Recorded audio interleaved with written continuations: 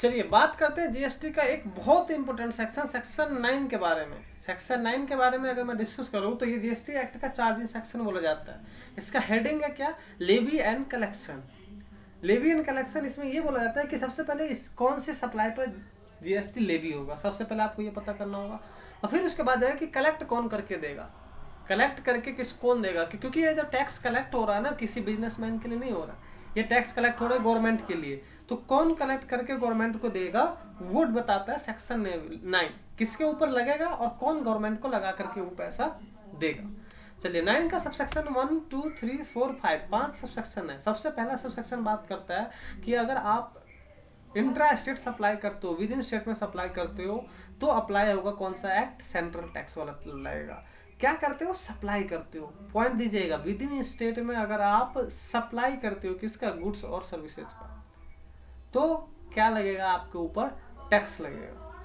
किस अमाउंट? तो सेक्शन 9 बोलता है कि there shall be levied a call central goods and services tax on all intra state supply of goods and services.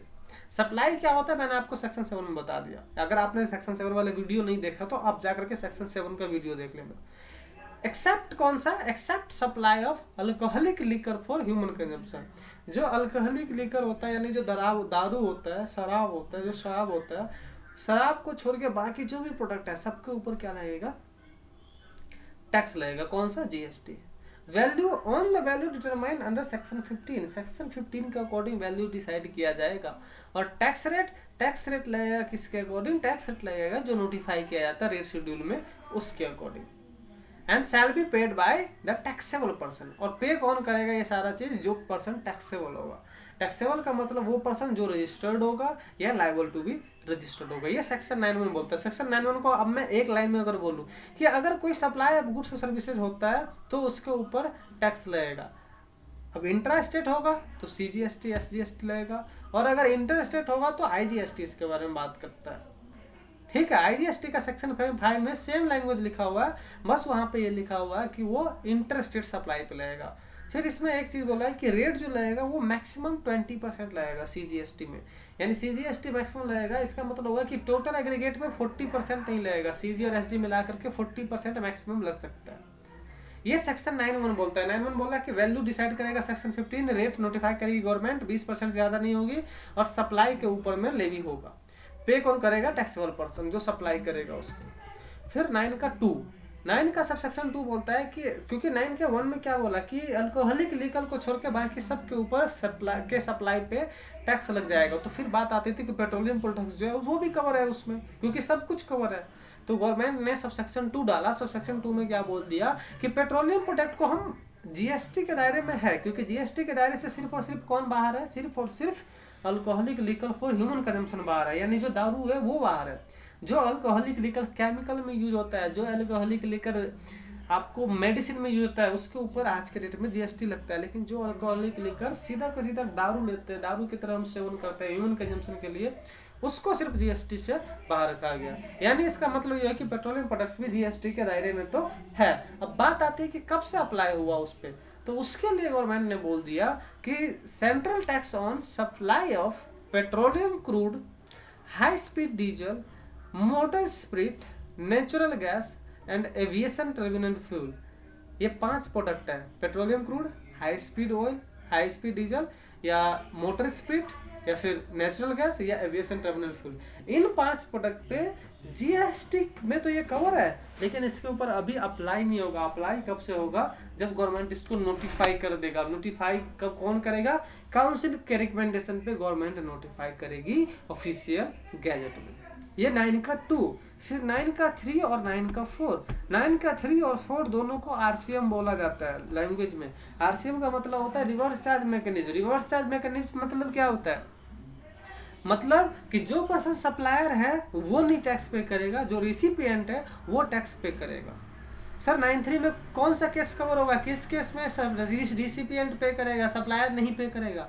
तो government ने बोला कि on the recommendation of council by notification, notification के through government specify करेगी क्या? Category of supply of goods और services जिसके ऊपर टैक्स कैसे पे किया जाएगा? रिवर्स चार्ज में पे किया जाएगा। और सारे के सारे प्रोविजन उस पर ऐसे लगेगा जैसे रिसिपिएंट ही सप्लाई कर रहा है गुड्स का। इसका मतलब ये हुआ कि गवर्नमेंट काउंसिल को गवर्नमेंट काउंसिल रिकमेंडेशन पे नोटिफाई करेगी, क्योंकि फलाना फलाना गुड्स या फलाना फलाना सर्विसेज के ऊपर में रिवर्स चार्ज में टैक्स पे होगा। सर क्या नोटिफाई हो चुका है? हाँ हो चुका है। गुड्स नोटिफाई हुआ या सर्विसेज नोटिफाई हुआ या दोनों? सर गुड्स भी नोटिफाई हो चुका है, सर्विस भी हो चुका है। अच्छा सर एक बात बताओ, कोई एक दो एग्जांपल बता दो ना कि किसके ऊपर अप्लाई होता है आरसीएम। बता रहा हूँ मैं। गुड्स के केस पर अगर मैं बोलूँ तो गुड्स के केस में ले लो आप सिल्क यार्न, गुड्स के केस में आप ले लो कैश्यू नट्स, गुड्स के केस में आप ले लो बीड़ी रैपर लीव्स, ये सारे जो होते हैं इसके ऊपर रिवर्स चार्ज मैकेनिज्म है। सर सर्विसेज का कोई एग्जांपल याद है? मतलब बिल्कुल याद है। सर्विसेज के लिए भी उन्होंने लिस्ट दिया हुआ है, उसमें जैसे आप ले लो जीटीए की सर्विस, गुड्स ट्रांसपोर्ट एजेंसी वाला जो सर्विस होता है वो, लीगल सर्विसेज ले लो आप, रिकवरी एजेंट की सर्विसेज ले लो, इंश्योरेंस एजेंट की सर्विसेज ले लो, डायरेक्टर की सर्विसेज ले लो, इन सब के ऊपर में क्या अप्लाई होता है? रिवर्स चार्ज अप्लाई होता है। कौन सा वाला? 9(3) वाला। तो सर 9(3) में आरसीएम आ गया तो 9(4) क्या है? भाई 9(4) की तो बिल्कुल अलग ही कहानी है। 9(4) क्या था स्टार्टिंग में कि अगर कोई रजिस्टर्ड पर्सन अनरजिस्टर्ड पर्सन से कुछ भी परचेज करता है तो रिवर्स चार्ज में टैक्स पे करेगा। फिर बाद में इसको रिलैक्स दिया गया कि 5,000 तक आप परचेज कर सकते हो, उससे ऊपर वाले पे लगेगा। फिर भी नहीं संभला है तो गवर्नमेंट ने उसको पूरा ही काया पलट कर दिया, उसके सारे पॉइंट चेंज कर दिए। अभी भी अनरजिस्टर्ड पर्सन पे ही अप्लाई हो रहा है, लेकिन अब उन्होंने स्पेसिफिक कर दिया कि गवर्नमेंट कैटेगरी बताएगी कि इस कैटेगरी का पर्सन अगर कोई अनरजिस्टर्ड पर्सन से गुड्स और सर्विसेज परचेज करेगा तो उसको रिवर्स चार्ज में पे करना पड़ेगा। सर नोटिफाई हुआ है क्या कोई कैटेगरी? हाँ नोटिफाई हुआ है। क्या नाम है उसका? प्रमोटर की सर्विसेज। क्या है 9(4) देखो रीड करते हैं एक बारी। द गवर्नमेंट में on the recommendation of council by notification specify a class of registered person who shall inspect of the supply of specified category of goods or services or both received from unregistered person pay the tax on reverse charge basis as the recipient of such supply of goods or services। और सारे provision उसके ऊपर apply हो जाएगा। ये 9(4) का RCM है। 9(3) में कैटेगरी ऑफ गुड्स या सर्विसेज नोटिफाई हुआ है, 9(4) में कैटेगरी ऑफ सप्लायर नोटिफाई हुआ है, सप्लायर। ठीक है, यह कैटेगरी ऑफ पर्सन बोल सकते हो। देन आता है 9(5). 9(5) बात करता है इलेक्ट्रॉनिक कॉमर्स ऑपरेटर से रिलेटेड। क्या बोलता है वो कि अगर कोई पर्सन सप्लाई ऑफ सर्विस, ध्यान दीजिएगा सिर्फ किसकी बात कर रहा है? सर्विसेज की। कुछ गवर्नमेंट काउंसिल रिकमेंडेशन पे नोटिफाई करेगी कैटेगरी ऑफ सर्विसेज जो इलेक्ट्रॉनिक कॉमर्स ऑपरेटर के थ्रू प्रोवाइड किया जाता है। जो किसके थ्रू प्रोवाइड किया जाता है? इलेक्ट्रॉनिक कॉमर्स ऑपरेटर के थ्रू। तो उसके ऊपर न सप्लायर पे करेगा न रिसिपिएंट पे करेगा। कौन पे करेगा? इलेक्ट्रॉनिक कॉमर्स ऑपरेटर पे करेगा। क्या बोला? फिर से मैं बोल देता हूँ कि गवर्नमेंट ने बोला कि नोटिफिकेशन के थ्रू मैं कैटेगरी ऑफ सर्विस बताऊंगा जिसके केस में अगर आप उस कैटेगरी ऑफ सर्विसेज को इलेक्ट्रॉनिक कॉमर्स ऑपरेटर के थ्रू प्रोवाइड करोगे तो जो इलेक्ट्रॉनिक कॉमर्स ऑपरेटर होगा वो रिवर्स चार्ज में टैक्स पे करेगा। सर फिर से एक डाउट आया, क्या सर वो कैटेगरी ऑफ सर्विसेज क्या है? कोई नोटिफाई हुआ है क्या? हाँ हुआ है। एग्जाम्पल में हुआ है सबसे पहला जो